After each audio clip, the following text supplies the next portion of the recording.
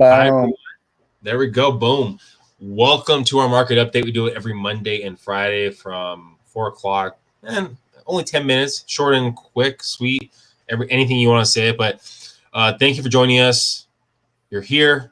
You're probably here for our market updates, but you're probably staying here for our hard-hitting questions and your ability to win $50 non-tax, Vinny. This is non-taxed money, so it's equivalent to $90. So is that what it is? Yeah, and this is our market update is very similar to me. I don't know if you knew this. It's short and sweet. Oh, just like me. I'm short and sweet. That is adorable. That is adorable. All right, let's get into the numbers fast, and then we're going to get into the question. All right.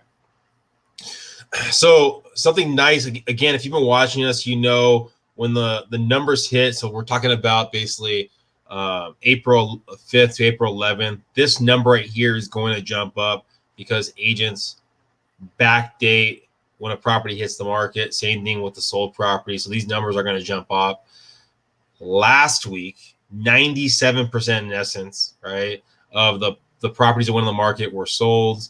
I mean, we're still seeing that. The one good thing is at 829, that probably number is going to probably jump up to like the high 8s, maybe the 9s.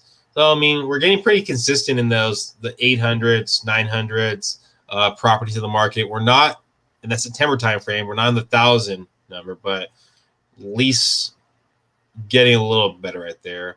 And then when we talk about under 700,000, I mean, same kind of window. Nothing drastic. Nothing really changed too much. One thing you would have noticed if you watched last week's is that we've trickled up a tad bit on active properties, a tad bit, and pending properties have gone down a tad bit. Nothing drastic, but a tad bit. So hopefully there's some indicators for future potential of making it a little bit easier for everyone.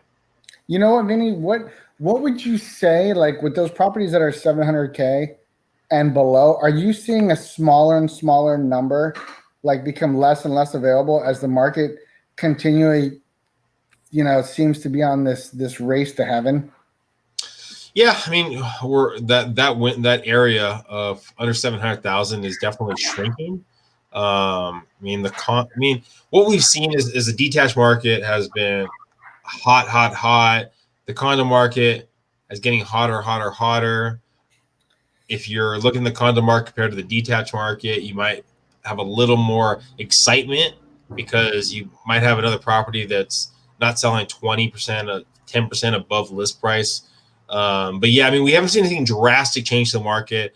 I would even say, looking over the numbers, a little bit of a loosening. You're not really feeling it unless you've been looking at the numbers on a daily, weekly basis. We're seeing a tad bit, little bit of loosening, but it's not going to affect, if you're putting an offer on a property, you're still probably going to be competing with 10, 15, 20 other offers. So there's a little bit of loosening. I was going to say, for those of you out there who are wondering, like, if you're working with agents that's not in the top 20%, which hopefully you're not, hopefully you're working with somebody in the top 5%, 3%, 1%. When they tell you, hey, people are going to bid over ask price, and you say, wow, well, are you sure about that? Here's the way you should look at it. If you love that house and you love the location and you love everything about it, you're probably not the only person. There's probably other people that find value in it and are willing to do other things to get the property. So please take that in consideration. If you're out there and you want to do lowball Larry offers, against lowball Larry, he's a great guy, but this is not the time to be fooling around with houses, especially if you really like the property and you're serious about it. Yeah, don't be Larry, lowball Larry. Be basically a winner. I don't know. I thought you were going to say, don't be lowball Larry, but don't be highball Harry. There we go. Quick on your feet. All right. Well, and you're quick on your feet, not when it just comes to our weekly get-togethers, but also when you deal with individuals going over their numbers, going over their scenarios. I'm going to throw out the question really fast. Oh, after we get the question, why don't you jump into rates? It's a slow pitch ball. Ooh, it's a Who's the slider. last Major League Baseball team to throw a no-hitter? All right, so text the answer for your chance to win $50. Please do not text us Miami Dolphins. Don't text us the Patriots. Don't text us the Blackhawks. It has to be the right sport. There we go. Thank you, sir. And it's not professional chess. All right, now can you tell us what's not chess? What's going on with the interest rates? So let's take a look at this. So today we had a bond coupon rollover. What that means is bonds will have a rollover term to where a new 30-year period begins, or sometimes you have a 30-day extension to adjust this rollover. It's more complicated. Does this affect interest rate pricing dramatically? No, but it is big in the bond market because, as you know, we've talked about, bonds are connected to interest rates, especially the 10-year bond. So just thought I'd mention that today. Then another thing that came out today was basically the gentleman named John Malden. He does a newsletter. It's very big on housing. And he did a strong article discussing why he does not expect the housing market to slow down until next summer. Which that I shared because a lot of you out there think it's going to slow down instantly, which, you know, I have said in the past, if we get a second stimulus package, you may see a slowdown later, which, you know, I could 100% be wrong, just sharing some data with you. Then as far as rates are concerned, this week, we got a couple important days. So your most important days are basically Thursday. That's when jobless claims will come out, retail sales, and housing market index showing what we've done. And then Friday is housing starts and permits. So if you're looking to go, what are the two most volatile days for interest rates this week? It's probably going to be Thursday and Friday. So keep that in mind. If you're working with your lender and your lender doesn't know what's going on, you really want to pay attention to those days so you don't miss out on things being adjusted with rates.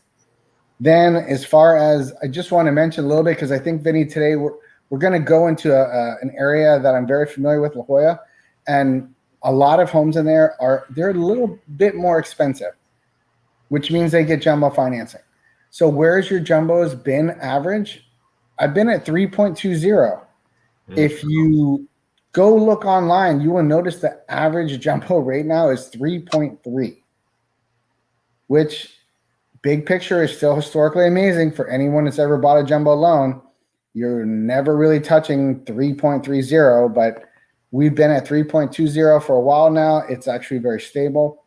And then the other thing, quick, circle about, a lot of people who are getting loan amounts above $548,000, your average rates has been averaging 3.125. Still pretty amazing. Like, I mean, Vinnie, as we look back all the times doing this, and I know on previous shows you shared the historic outlook of rates, and this is still an amazing time to lock in something as long as you're focused on the monthly payments. Yes. Okay. And then the other thing is your hold time. If you're locking in these low rates, you better hold that property at least 7 to 10 years, because this is long-term strategy building wealth, not short-term.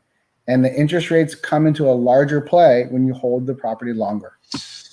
Yeah, I mean, something that we've talked about too. I mean, the market is going to correct. No one knows, and people might tell you what they think, but the market is going to correct. Okay, it's just a matter of how much it's going to correct by and when it's going to correct. All right, so be aware that if you're buying today, we're focused on the monthly payments, because if the market does correct, you don't want to basically a 5-year arm or something like that. Focus on a 30-year fix. Peace of mind. Rates are low enough. Don't worry about that. Okay. Let's get into what's going on historically. Now, something interesting in the La Jolla area right now. Yes, when I broke down the La Jolla area, kind of north of Pacific Beach. As you kind of go farther north, you start getting into kind of more of La Jolla and things like that, and then kind of south of Torrey Pines.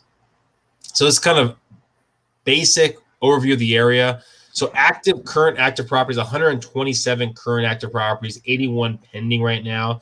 This is one of the rare areas that we've seen and we've talked about that have more active properties than pending properties. Something David talked about, that's due to the fact of a higher price point, so something to be aware of. If you look at historically, though, with the properties, we've had 230 active property or 200 new properties go on the market since January 1st to May 31st. We're talking about sold property, 176. So a big chunk of those new properties that went on the market have sold. Compared to last year, we're talking about a third, right? So a little bit different if you're buying in La Jolla. It's, yes, still a crazy market, but maybe not as crazy as some of the other markets we've talked about. Now let's finish it off. We've kind of gone over our threshold of 10 minutes. Let's finish it off with the question one more time. I'm not sure if we've got it. I know we got some text messages. Who was the last Major League Baseball team to throw a no-hitter? Okay. Text, enjoy, subscribe, share, and thank you for watching us. It's not the Devil Rays for the person that just sent me this. It is not. Okay. Thank you. So please subscribe, please share, and of course, tell your friends. Thanks, everyone. Bye. Thank you.